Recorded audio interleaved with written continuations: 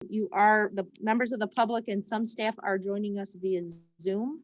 So welcome if you are via Zoom. We still, I think, can see public questions and hands raised via Zoom as well. So with that, I would like a motion for the approval of the September 24th minutes. Moved by Brevi. Moved by Commissioner Brevi, support by Commissioner Ponstein. Questions or comments on the minutes? Don't see any. All in favor, say aye. Aye. All opposed? Minutes are approved. All right, we are on to item 3, youth violence and crime prevention. Wayman, do we have a proposal? Yes, can I just update the board? Since our last meeting, you asked, first of all, you asked for us to take the time to go back and identify what criteria could be used if we were to publish a opportunity for this project to go forth, this violence prevention grant program. And so what you have in front of you is what we've come up with. We've identified goals, the basic criteria, the strategies, and then proposals of no more than 6 pages, which we've got a list of what the project description of the proposals would look like. It talks about the organizational readiness and then measurable outcomes. We did share some of this with Chair Bolter.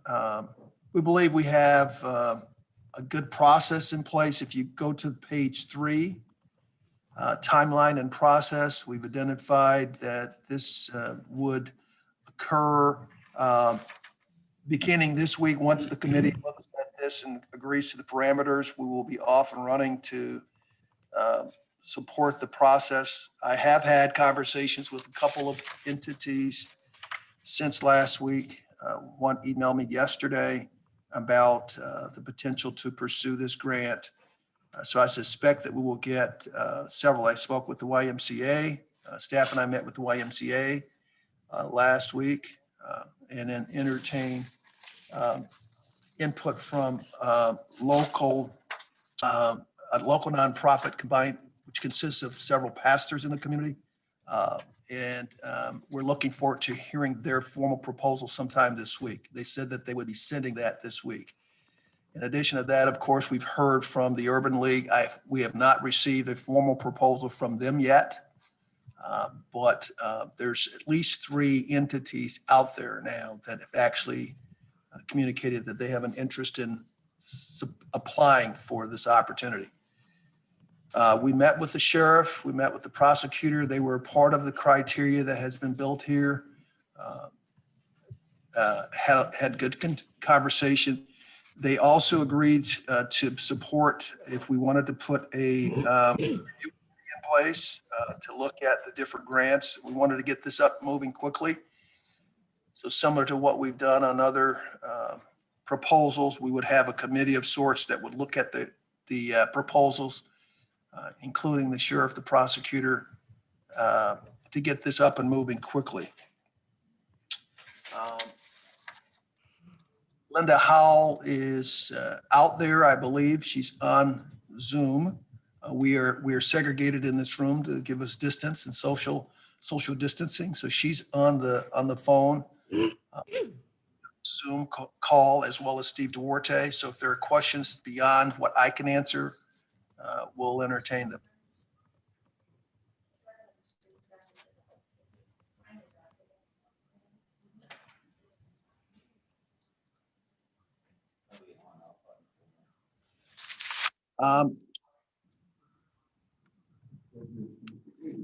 Should be right down on the bottom right-hand side.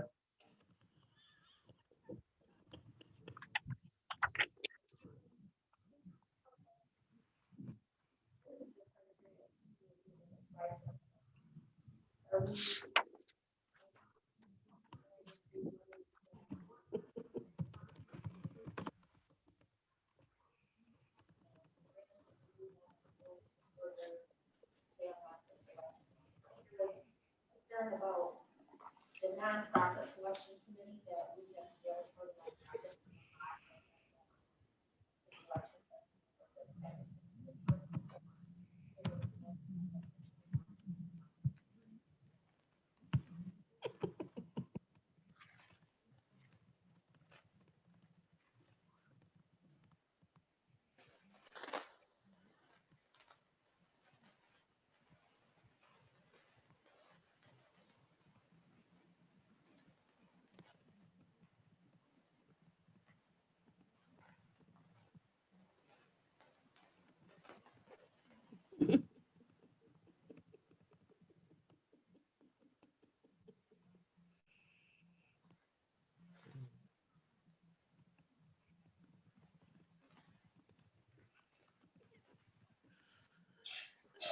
Commissioner, could you press the button when you're speaking, and anyone else, please? So that we, Sorry, Very good. I am out of practice. thank you.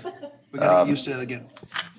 So, again, I don't know if you heard me, but I indicated that I do think that staff can put together an oversight. We should have some oversight team put in place that can make sure that this is done consistently and properly. But you had indicated there are 3 entities that you believe qualify as an existing 501c3 that's been in existence for more than a year and is based here in Grand Rapids. Are those that's the only criteria here. Of course, there's thousands of entities that would fit that profile. I assume there would be entities that have some experience or some capacity to function in this environment. Under strategies. Hope that would be the case until we see the actual. But otherwise, it'd be open to any 501c3 Yeah, that's been. it would be. But they have to fit these strategies underneath here, right? They would have to fit, the strategies. They would have to have an interest, a true interest in doing the work. This is not easy work. And have the ability to manage and lead this intervention. Right. Protocol, the ability to work with law enforcement, others, all of that would have to be intact. And that's why we're having the sheriff and prosecutor and others involved with vetting these. So it's a subjective review because, every church in the county would qualify under the first 3 criteria. So you'd have to be looking much more carefully on the capacity to do that. And that way we'd be trusting this oversight committee to make that decision. Commissioner Talon. Thank you, Chair. Question and a comment. The first is, I didn't catch, is United Way kind of out of the picture here now, or? What we're saying is that with this particular effort, we wanted to pull it aside and have a separate review committee. They're out of the picture, but it's within that same fund, if you will, that Right. we were using for nonprofits. So just referencing the first bullet that said you were going to figure out whether United Way would be part of it, and it sounds like not. Yeah. Okay. At this time. The other thing is just a comment. Want to make sure we're cognizant that this is really not a law enforcement program. No. It's a prevention Yep. program. And so I want to suggest that we be careful about putting too many law enforcement folks on a review committee if that's what we end up doing. Yeah, and my only concern with, there's a ton of great leaders that would be good, but I don't want to apply for the Right. Which for makes the it grant. tough. So, I hesitate to Sure. put somebody from the Y on if it precludes the Y from applying for the grant, or, Boys and Girls Club, or whoever. So that was my only Sure. concern. But I'm sure there are people out there in the community that, Yeah. that are familiar with the violence prevention. Or And juvenile issues, Yep. juvenile, yep. Yep, thank you. Commissioner Womack? Yes, as we were talking about some of the youth violence, it's been so much violence amongst the youth in the last 2 or 3 months, and just living in an area that's highly affected by gun violence and youth violence. Organizations that law enforcement labels gangs, but I know a lot of these young people don't like to be called gangs, but there is some gang activity and retaliation we're seeing. With all of this that's been happening in the last 2 or 3 months, I don't see a lot of advertising, or I don't see a lot of posted signs like we have a program. Do you want to be a part of this? I don't see a lot of boots on the ground for organizations who are out there in the streets saying, hey, young people, we having a meeting, we like you to come.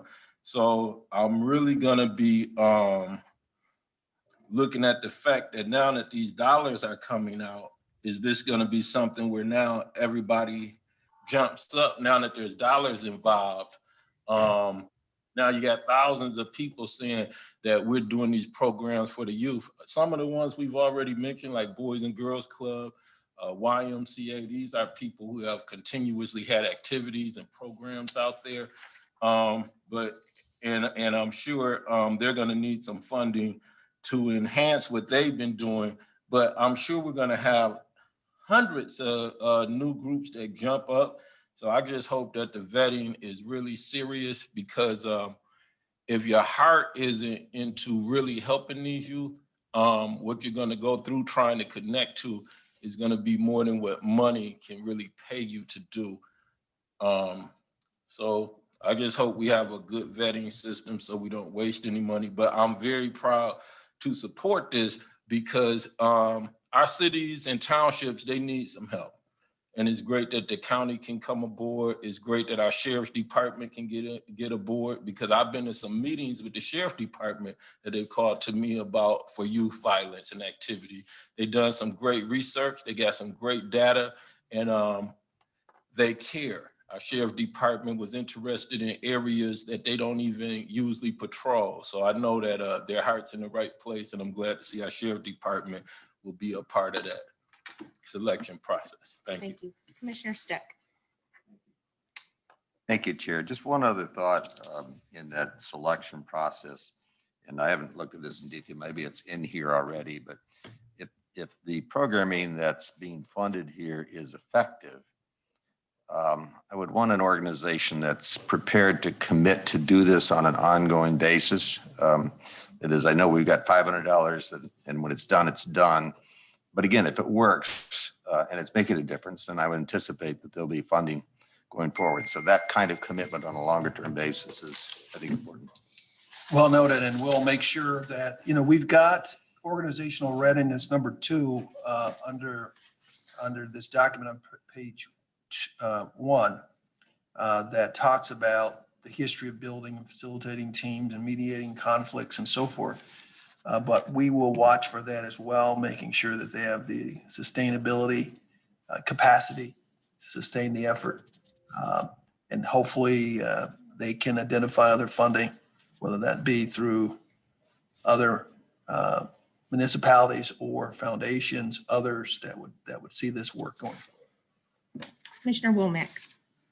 Yes, I had I just want to add something quick for the sake of time. I'm gonna make it quick.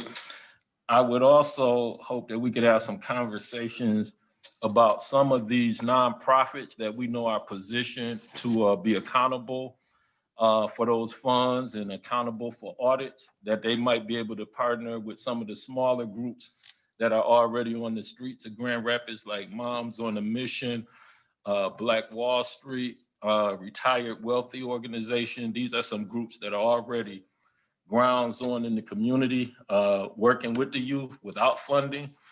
Also, I would like to let my fellow commissioners know that there's something that I'm looking into bringing forth.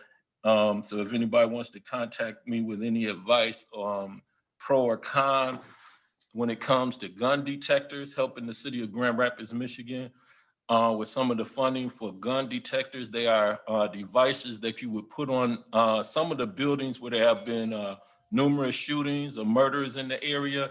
If those stores would like to participate, where we could put a gun detector that would give real-time data to the Grand Rapids Police Department, Wyoming Police Departments, when a gun is shot. Not only does it give us a better chance to catch the culprits, it gives us a chance to save lives, because we've had people die in parking lots, and sometimes when there's a shooting, the bars and stores, they don't like to call because they feel that they get negative feedback. The community is scared to call the police. There's usually argument, you call, or go around the corner and tell someone to call. They may tell a passerby or call the police, because people feel if they find out that they called the police, they may have retaliation. Some of that is true fear. Some of it is just silliness. And it is also a part of the reason the violence escalates, because people don't want to cooperate with law enforcement.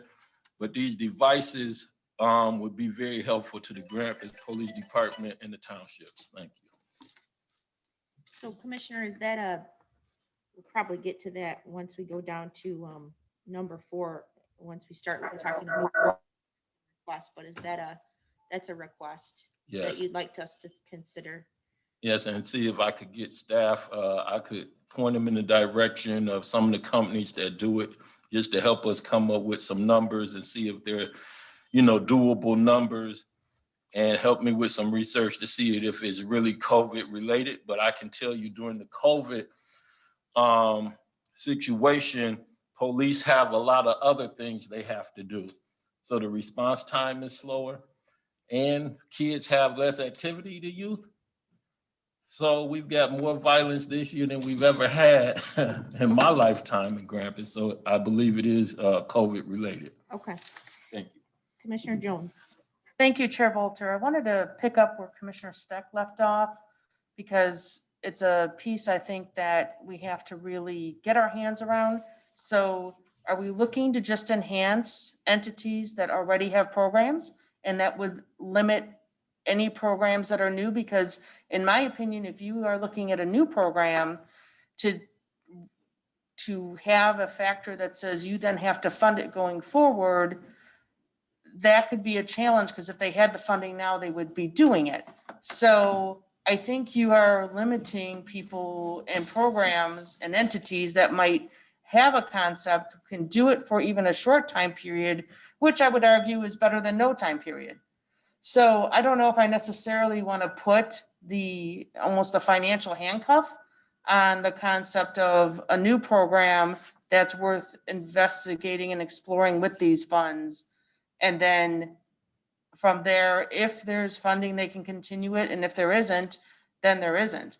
So do you want to do you want to amend the criteria? Is that what you're? Well, I concerned mean, Commissioner Steck brought this up. I don't even think I don't know if it's necessarily on the criteria, but he proposed it should be. That's what I heard.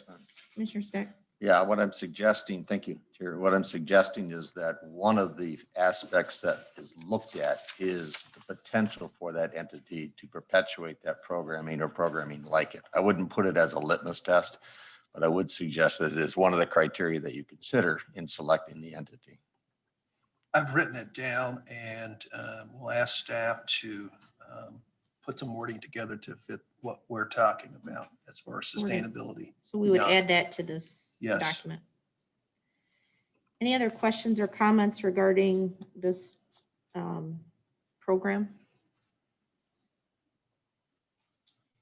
All right, let's vote on this and then we will allow staff to assemble the selection committee and we'll move on. Chair, I'll make a motion to approve. Motion to approve. Do I have a second? Support by Brevi. Moved by Steck, support by Brevi. We've had questions, comments, I believe. We're good. Commissioner Talon?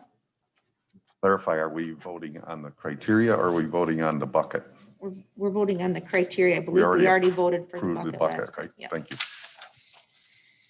All right, Pam, or who's calling roll? I can call the. All roll. right, go ahead, Wayman. Wayman, can you call roll? Commissioner Womack, Yes. Commissioner Skaggs. Yes. Commissioner Brevi, Yes. Commissioner Jones. Yes. Commissioner Stack, Yes. Commissioner Talon, Yes. Commissioner Ponstein. Yes. And I'm not sure if anyone's out there beyond this committee that's on Zoom. Commissioner Bolter, yes. Commissioner Boulder, I'm sorry. Commissioner Boulder, you have a unanimous vote, so Great. it passed. Passes. Awesome, thank you. Okay, we're gonna move on to item 4. We have a two-sided document. I don't know if Steve's Steve gonna go Duarte, through are it. you out there in the Zoom? Let's see if this works. He should be there. So Mandy, Good morning, Commissioners. You have the bucket report in front of you, I hope, and on the screen in a second. hold on a minute, Pam, we'll put it on the screen. She's busy providing some additional data. Hold on. Okay. There- This report, you should be familiar with now. We've covered it the last 3 or 4 meetings. This is the estimate of expenses to 9/30/2020. County expenses at this point remain the same at 35 million. As I pointed out in the last couple, the last line, the various unallocated we're about 1.8 million overexpended in there at this point, but overall, we still have enough money to cover our expenditures. Probably the biggest change in this report this time is it reflects the changes in buckets that the board approved at its last full board meeting. For instance, business assistance, business grants, you now see in the fourth column, the 30,750,000, which reflects the transfer of the 750 and the 5 million for those businesses that were closed, 750 for the let's see, I'm sorry, for the childcare needs that is going to be done for profit. Mitigation of homelessness is still on track. We still have one contract that we're trying to work out with someone for affordable housing. Salvation Army is under contract working. Family Promise of Grand Rapids has spent their initial allocation. They again got 250 with the last action of the board. Vulnerable populations, not much change there at this point. We did move the 750 from the to the chamber for the for-profit childcare. The other big thing that we have is at the bottom, 2 and 3 from the bottom, the subcommittee has approved resources. Well, let me slow down. At present, we had 10,963,581 in reserve.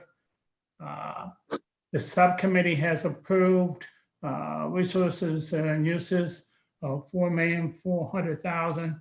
Our current reserve is $6.5 million. If you go to page 2, you'll see the bottom group. It talks about the pending ones. These are approved by the subcommittee, and we'll go to the board for the full board approval at their next meeting. And that is the action you took at your last meeting.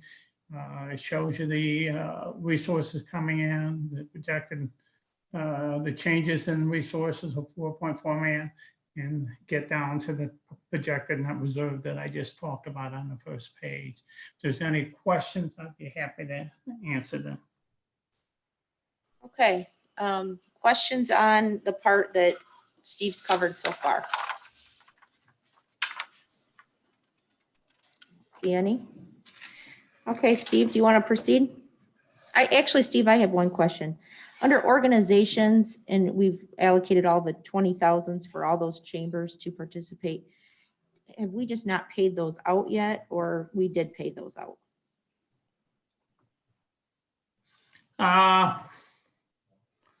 That's correct. We have those 2 outstanding, but yeah, we just haven't paid it out yet. Okay. I think there's at least one of them is a contract issue. The other one should be paid out soon. Okay, great. Any other questions before we move on to the bottom part? Just that. Okay, Steve, let's move on.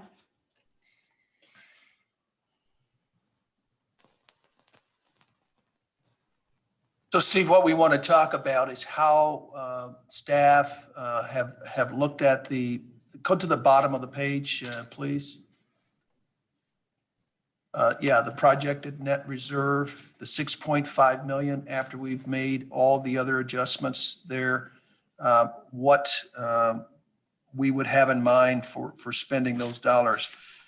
We did receive this morning from the chamber a formal request to spend 3.5 million more for the small business grant program. So that amount would take it down quite considerably from the 6.5 that's remaining. And in addition to that, if there were requests that came in beyond the current housing needs, which this past week, Adam London and I spent quite a bit of time talking through, along with Sandra Goshen Jones, the isolation needs for the homeless. We currently do not have a location to locate members of our community who are infected, who are homeless, who need a place to be. We have a hotel that we've identified. Those numbers are coming in about 750 to $1 million till the end of the year. And then beyond that, there will probably still be a need with COVID continuing. So there's another $1 million on the table there.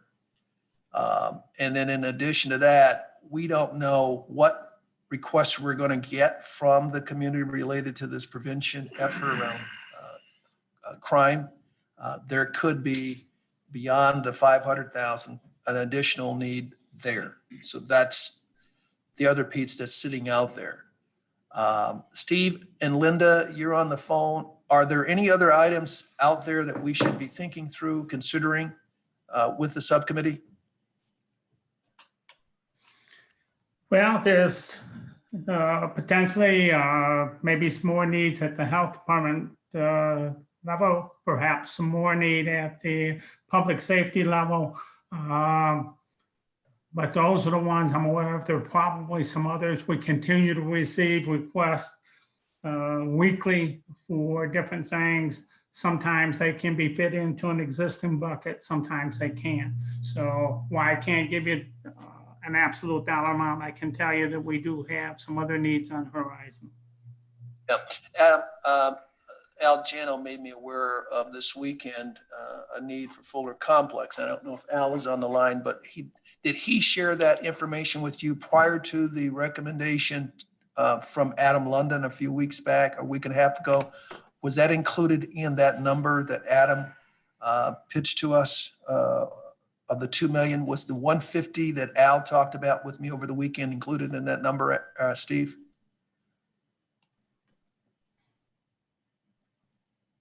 For the health department? Okay. The number I saw, if I remember correctly, for the Fuller is about 150. Al and I communicated yesterday. As you know, we set up $1 million for back to work for Kent County. I believe Al, and we have about $500,000 left in that bucket. If you look on the front page, I believe Al is going to tap that money for taking care of this, but I'll confirm that with him after this meeting. Okay. I mean, I just want to recognize and be transparent. I received, so we've got, I guess I was hoping let's just create a list, I guess. So we've got 6.5 left. We've got. We did sorry to interrupt, we did the youth violence and crime prevention, right? And we have 6.5 left. 6 million? We have 6.5 left. 6.5, okay. So then it looks like we received, the chamber's requesting 3.5. I had received a request from schools. I believe it was 3 to 5, which wasn't real detailed, but we're considering, from what I'm gathering, $1 million for isolation potentially. I would consider even bumping up the youth crime and violence to $1 million if we want to consider that. And then Commissioner Womack discussed I don't know what to call it other than gun detector. It is actually called Shot Spotter. Okay. And there's more information on shotspotter.com. So we would need to look into that amount if we want to do that, but that's collecting thoughts right now. That's what I'm hearing. Commissioner Steck. Thank you, Chair. The PPE program, it was initially 3 million. We've drawn down 2.5, maybe a little more than 2.5. What's the drawdown rate right now? And is, depending upon where things go in the next month or so, I'm just wondering whether we've got sufficient funds in there if we see increased Jeff, demands. I'm not familiar enough. You've been close to Cal Brinks. Maybe Steve, one or two of you guys, could you speak to that? This is Cal. I could jump in and speak to that. Oh, great. Cal, you're there. Good. Good morning, everybody. Cal Ranks from purchasing. Right now, we're averaging about 150 orders a week or requests a week. The drawdown rate, we have sufficient inventory to cover. I anticipate, based on current rate, we'll have about 300 to 400,000 remaining if we close the program in December. 350 will figure. Average order is about 357. So specifically answer your question, Commissioner, we do not need additional funding in that program if we're going to close it in December. Can I ask a question about PPE real quick? Could we, if we had PPE left, could we donate that to schools, or could we donate that to other organizations in that line? Could we use up the rest of that line and then donate those materials? Is that prohibited, or could we do that? It's well within the scope of the reg, so it would Rather than lapse it? not be a problem at all. Commissioner Brebe. Thank you, Chair Bolter. I know, in our meetings, we're probably going to be having to meet together as a large group in the future. I don't know if we'll be able to meet virtually. Do we have any needs, if we're going to try to meet across the street, to have equipment instead of renting it? Is there going to be funding available for that, for maybe long-term usage of a larger facility? There will be a need if we're going to have larger board meetings, the full board. And I don't know what that number is. I would want to set aside at least a couple 100,000 for that. Yeah, for the remainder of the year. I would like to, see some funding set aside for that. And also, maybe other community people could use it. We'll see. We'll have to get that number from Al, but I'm anticipating at least a couple $100,000 to manage that, at least. Can I add to that? I just want to encourage that, because we're looking at Network 180, for example. We're going to go to a non-meeting meeting virtually today, because we really don't have facilities to be able to handle a larger group and be compliant. So, and I'm sure there's other authorities, boards, organizations who have the same problem. Yeah, the CAA board, the Metro Council, there's several that are out there. To those points, I know that Al's been in contact with Rich McKeegan, but I did propose an idea this weekend that we create a permanent large boardroom that we could use, and then members of the community could also use it for their Open Meetings Act concerns if needed, so that they could space. I know that the convention center has been touchy about having their own equipment, so maybe it's an allocation to them to purchase that equipment and set it up how they need to set it up with the cameras and the microphones and whatever they need to do. But if we had one large enough for 19 commissioners to space plus staff, then I think it would accommodate a lot of other public boards that may need to do the same.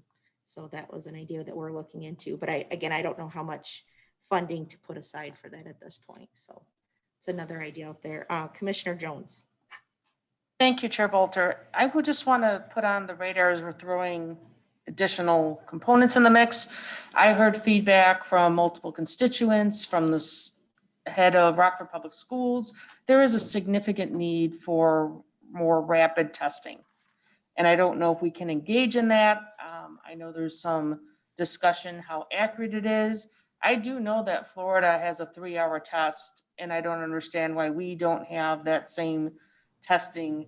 So I think that's worth a little bit of time and money on, because I do believe there are key positions that need faster results that are accurate. And if we can help bring that here, I think that would be one of the best dollars that we've used through this. So I would like to have that in the mix to discuss. I'm not sure if Adam London's on, and if in fact that is something that he included in the 2 million that he put on the table, but we can confirm that if he's not.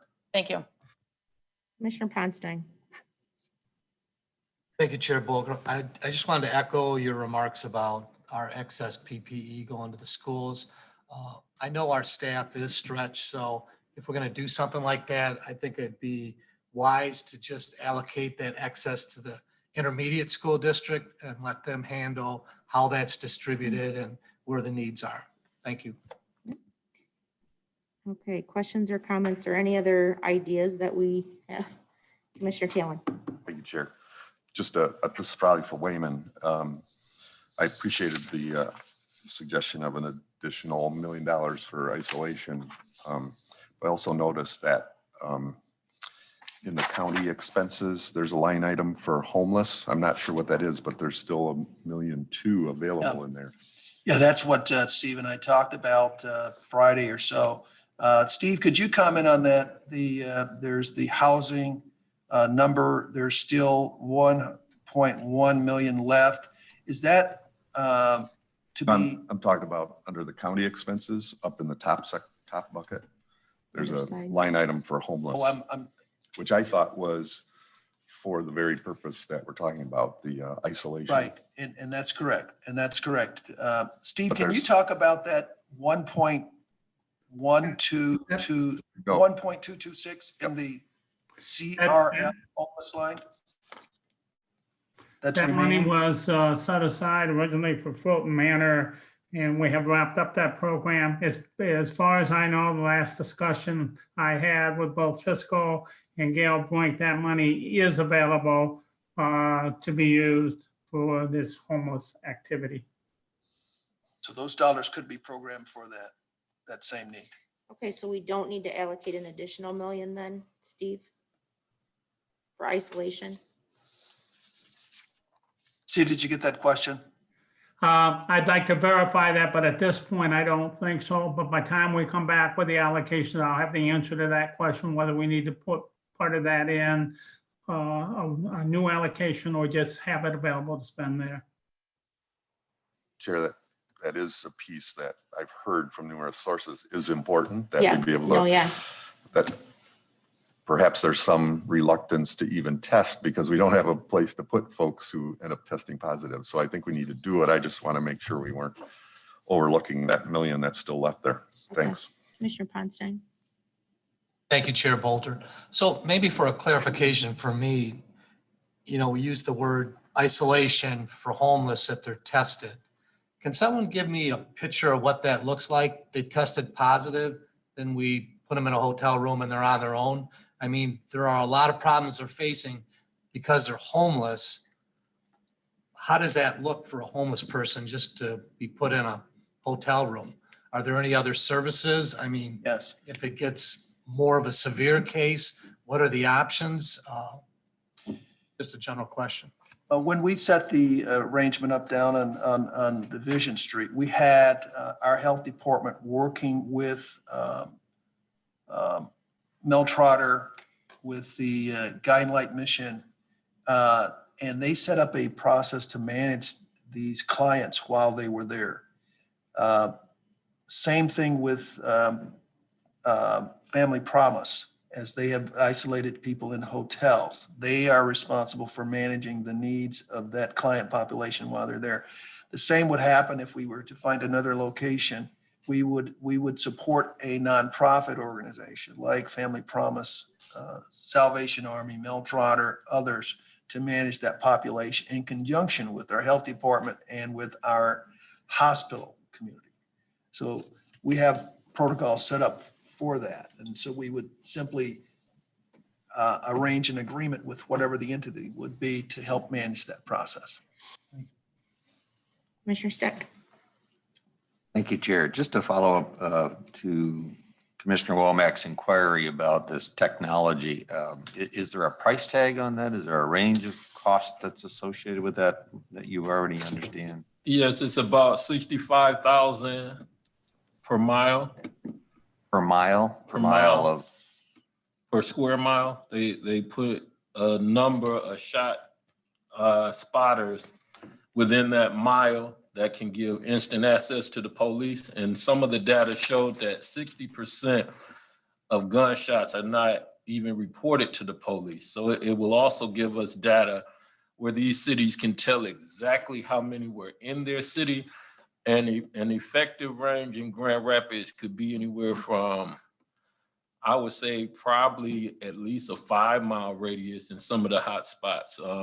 But it's something I'd have to discuss to the Grand Rapids Police Department, because I do remember hearing a number once of some of their requests to the city. But that might have been a decade ago. This is a concept just for the city of Grand Rapids or for any locality within the county that may be appropriate? Or for- any locality in the county that is actually having that type of gun violence. But when you really look at some of the data, which I have to look at closely, so I don't want to be held to this quote, but most of our police chiefs know what hot spots are in their area and where life is most at risk, including when you look at downtown Grand Rapids. One of the benefits is when we have our fireworks, where we've had shootings, when we have gatherings downtown, even if it comes to some terrorist shooting that may happen sometime, when we have events that attract everyone to the center of Kent County.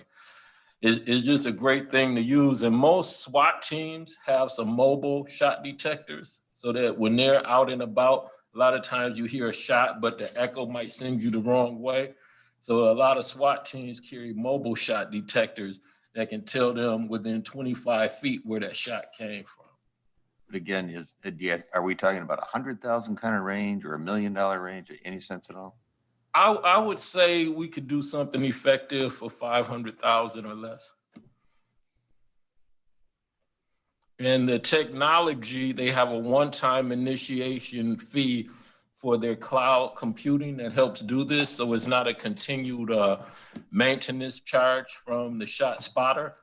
But I would have to ask Grand Rapids Police and the city of Grand Rapids look at closely if there's going to be any ongoing costs. Commissioner Skaggs. Just a quick question. Are we just brainstorming here? Like, what are we doing? I mean, we have staff that's not masked up. We have a commissioner that's not masked up. This plexiglass doesn't do anything for aerosol. Can we have a decision about what we're doing here today? If it's brainstorming, let's send emails where it's safe. And move on and adjourn. We can't unfortunately make decisions over email. I'm not asking about decisions, but we have staff that doesn't know where $1.2 million is. Like, we are not prepared to make decisions today. I think we need to collect some more information on these lines that have been requested. I think the school line needs to be refined, the chamber one we just received. Yeah. I would like Commissioner Womack to help us refine that proposal a little bit more. We need to get an answer on the rapid testing that Commissioner Jones mentioned. I would like, I do think the large boardroom concept we're gonna need, and we need to get some more information on that. So I agree. I think we need to continue to refine this. We don't have another CARES meeting, I don't believe, until the 22nd. Do we want to move that up? Do we want to keep it? If we're going to move it up, can we be prepared? Can we have answers to these very basic questions? Sure, but when. Because otherwise, if we don't know where 1.2 million is, we're sitting here trying to decide about 6.7 million, and we don't know where 1.2 million is. What are you talking about? I don't understand what you're mentioning. What I'm talking about is we were just discussing it a while ago. What I'm talking about is the 1.2 million for isolation. We which know what Commissioner that- Talent finds 1.2 million. We and had don't know where it clarification is. on that amount. What? Just now. We had clarification on that amount, just now.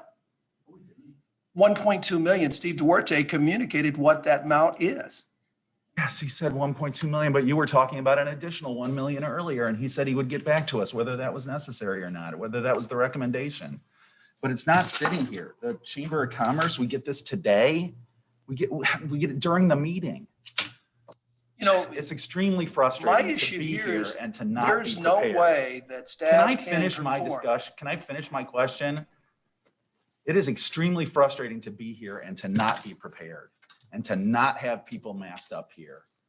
If it's so frustrating, why don't you just leave? Commissioner Womack. Commissioner Skaggs, do you have any other? No, I'm done. Commissioner Womack. I'd like to apologize to my fellow Commissioner Skaggs. He's a great leader, a great friend of mine. But I would just like to say for all of our commissioners that the COVID-19 pandemic has brought a lot of stress and extra work to all of us, including our staff. And I constantly call the staff to remind them that during this pandemic. They have done a great job, an excellent job. I think they are a beacon of light in the whole state of Michigan on how a county organization can step up. The constituents that I've been talking to in the community have had nothing but accolades for the work of the organization of a whole as Kent County.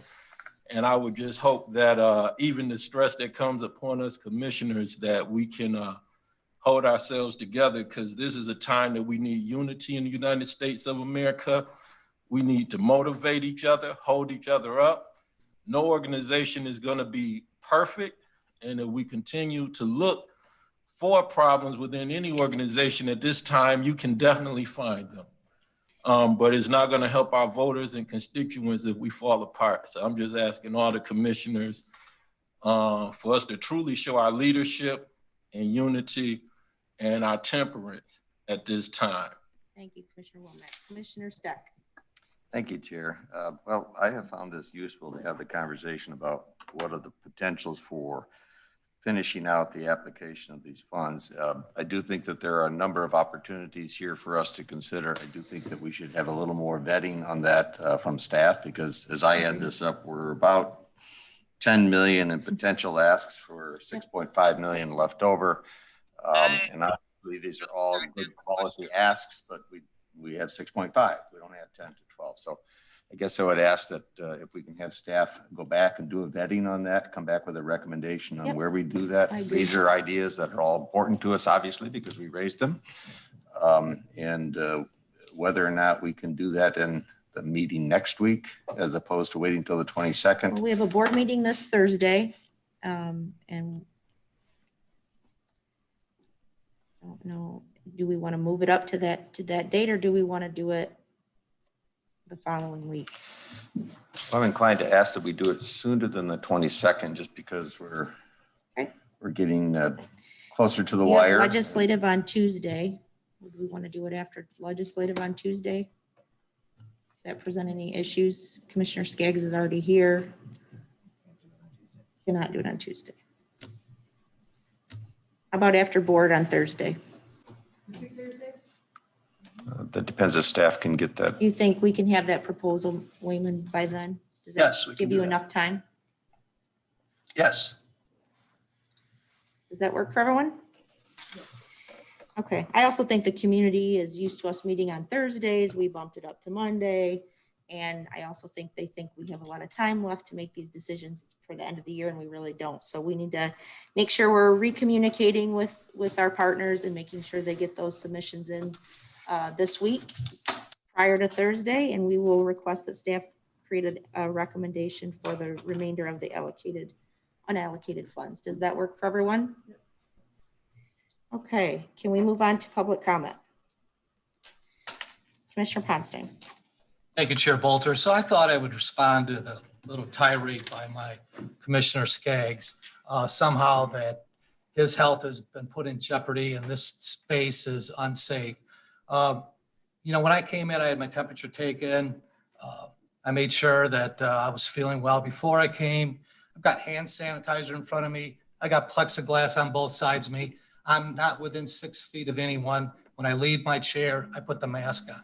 I'm sure the Democrat Party will have a picture of me without my mask on in front of my desk here. So be it. But I mean, I'm more safe here than I am the past 32 weeks I've been making sure everyone has toilet paper in their homes. I mean, this is ridiculous to accuse our staff of making an unsafe place for the people that came to this meeting today.